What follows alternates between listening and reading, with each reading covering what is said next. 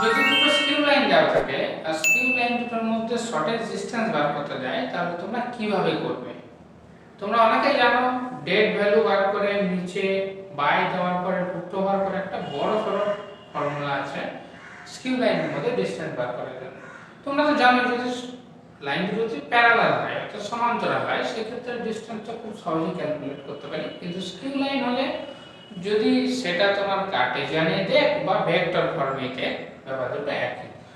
আমরা কি করব, কার্টেসিয়ান যদি থাকে x - x1/a1 y - y1/b1 z - z1/c1 এরকম দুটো ইকুয়েশন দেওয়া আছে। আর যদি ভেক্টর ফর্মে থাকে এখানে দেওয়া আছে a1' + ল্যামডা b1'। এইটা হলো পয়েন্ট, এইটা হলো ডাইরেকশন কোসাইন, এটা হলো পয়েন্ট, এটা হলো ডাইরেকশন কোসাইন। আর এইগুলোর ক্ষেত্রে যদি কার্টেসিয়ান থাকে তাহলে a1, b1 + c1 এটা হলো direction cosine.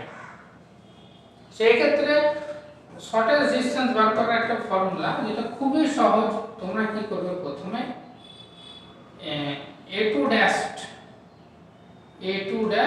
Minus a1 dash করে নেবে, ডট b1 ক্রস b2 করবে, ঠিক আছে, by mod of b1 cross b2 এটা করে নেবে b1 ড্যাশ সব ড্যাশ।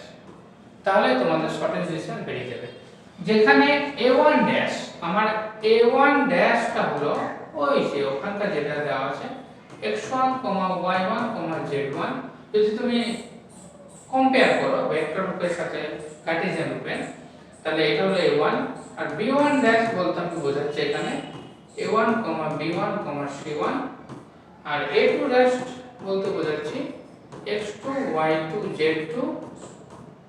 আর d2 ড্যাশ বলতে আমি বোঝাচ্ছি a2, b2, c2। যদি এরকম হয় তাহলে এই ফর্মুলাতে বসিয়ে দেবে, খুব সহজেই অ্যানসারটা পেয়ে যাবে।